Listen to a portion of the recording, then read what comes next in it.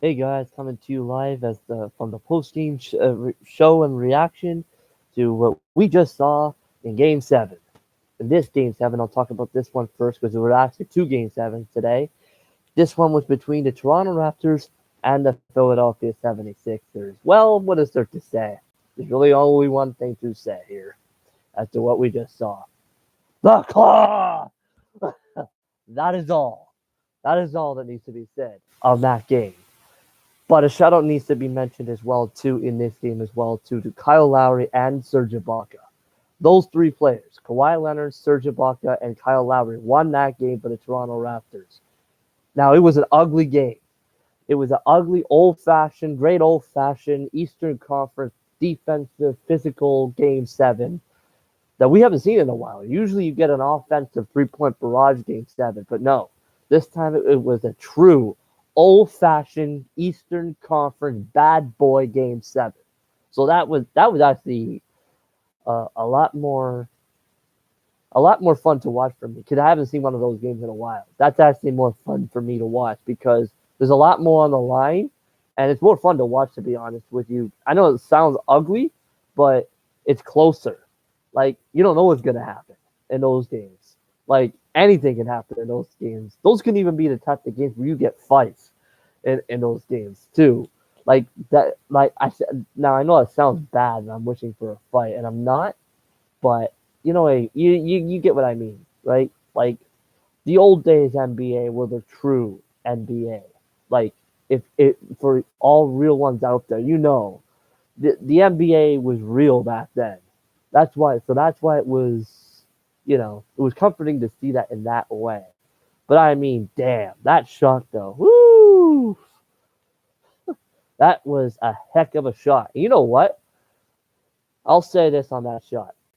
For Kawhi Leonard in that game, I know this is Kawhi Leonard and it's Game 7 and he has to take that shot, but he could have gotten a better shot than that. For him, the chances of him missing that shot in that game was how he shot in that game.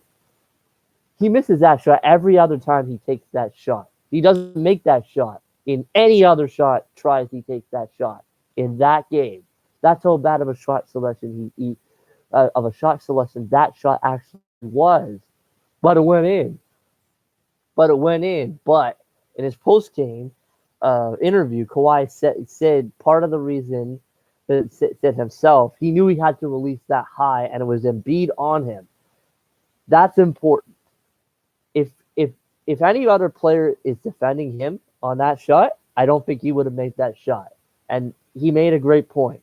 Because it was Joel Embiid guarding him and he knew it, he knew he had to put it up higher.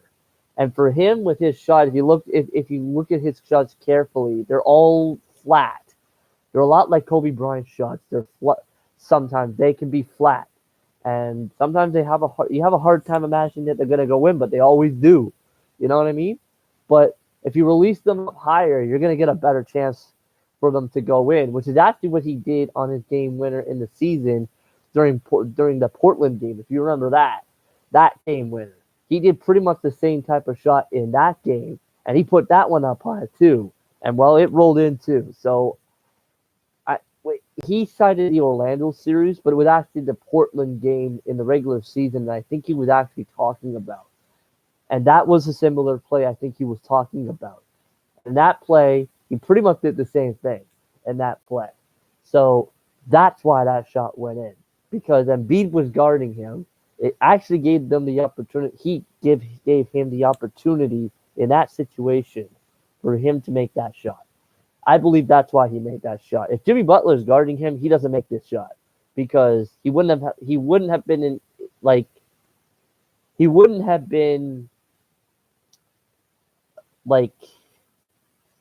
know what I mean? Like, if Jimmy Butler is guarding him, he probably wouldn't have had the incentive to put it up higher like he needed to. I don't think so. Anyway, that's my reaction to that. But this is also supposed to be a series analysis too, and well, if we're looking at the series, well, I predicted this. This is exactly what I predicted. I predicted Raptors in 7, and well, I was proven right this time. It was Raptors in 7. However, I did not predict that it would come down to the wire like that. I thought the Raptors would win by quite a bigger margin. Because to be honest, I didn't think Philly would travel that well for this game, but they showed up. So respect to Philadelphia and that team and what they showed me in that game. They showed up in that game, defensively especially. They showed up. They showed up, so full credit to them there. They showed up for that game. Both teams showed up for that game. It was a game where really, honestly, both teams deserved to win that game. But the Raptors wanted it a little bit more than the 76ers. And, well, in a game like that, the team who wants it more usually wins. And that's what you saw. And here's what tells you that. The Raptors had 16 more out-rebounded. The Raptors out-rebounded the 76ers in this game on the offensive glass by 16 and got 24 more shots in the game than the 76ers did. That was the difference in this game. Well, that was the difference in this game because the Raptors only shot like 38% from the field, but Philly shot horribly in the game too. Well, in a game like this, whoever gets the most shots at the basket is going to win the game, and the more opportunities at the basket to win the game. Well, the Raptors were the team that did that because they just wanted it that much more, and that's what had me intrigued by really was this team because I said it before. This team is different than other Raptors teams that we've seen. You're seeing that effort this year from this team. From previous Raptors teams with DeRozan, you weren't seeing this effort at all. But you're seeing it with Kawhi Leonard. And he may not be saying this, but he's demanding it in his play and in being there. And you can tell he is. Like, he may not be saying this publicly, but he's demanding it by his play and by his actions being there. So that's good. So, but my God, though, the next series, though, woo! Milwaukee versus Toronto. I can't wait for that. Screw Houston and Golden State. This is going to be the series of a lifetime right here. This is what you're waiting for. This series, the next series that Toronto's going to play, is the series you're waiting for. If you're a basketball fan, I mean, what more can you want, right? You arguably have the two best players that are uninjured in the playoffs left that are about to go at it against each other, one-on-one. That's it. And the superstars on this team are just one person for each side. Toronto, it's Kawhi Leonard. For Milwaukee, it's the Greek freak, Giannis Antetokounmpo. I think that's how I pronounce his name, but it's hard to pronounce his name, okay? So my apologies to you, Giannis, if I pronounced your name wrong. So anyway, but yeah, that's my reaction. But anyway, so this is the series. So in the end, when it comes down to is we finally got the series in the Eastern Conference semifinals that we were hoping for. We got it in the Western Conference too, actually. Although, if I would say that as well, with the Houston Golden State series and actually the Portland and Denver series, we got it there too because, as you saw, that series also went to a Game 7 too, and that was a pretty fun and thrilling finish too. And actually, that was kind of a defensive game, really for the most part as well too. So that was also a pretty good game that we saw there in Denver. And congrats to Portland and CJ McCollum in that game too, by the way. Shout out to him too, because he stepped up in that game. Because Damian Lillard really didn't have a great game in that game, but CJ definitely did. He showed up. He was, especially when Rodney Hood went down in that game. He was like, "I'm not letting you lose this game. Portland, we're not losing this game on my watch." And I love to see performances like that when a player says that, not by what he says, by what he does on the court. I love those performances. When a player just says it to themselves and with their play and just says, "I'm not letting us lose this game. I'm just not going to let it happen." That's also what you saw with Kawhi Leonard and Kyle Lowry in this game too. At the very end, you saw it with them. They're playing.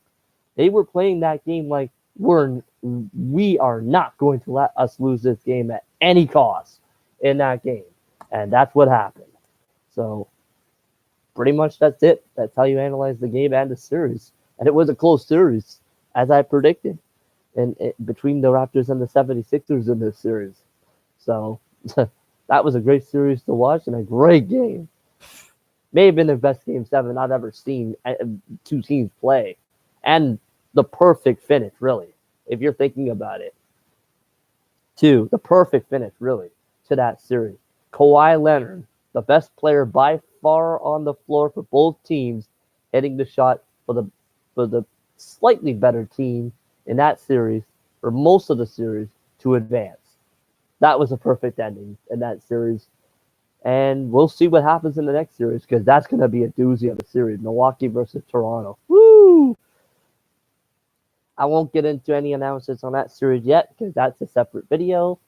And you got to get more in depth in that one, obviously. So I'll give that one a separate video and more of my time there too. But anyway, there's my take on the series and the game. And I'll now be making obviously more videos tomorrow on the other series and how they ended up too, because they're finished now too now.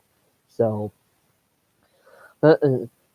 two now. But I had to say something on this game and this series though, because I'm still so excited, man. Oh my god. You're a Toronto fan right now. This is it. This is everything you're hoping for, especially with what happened and their history with the Philadelphia 76ers. Remember Vince Carter? Yeah, that happened 18 years ago in May. He missed the shot. Well, what happened today? This time, same thing. Game 7. But this time, instead, Kawhi Leonard hits the shot this time.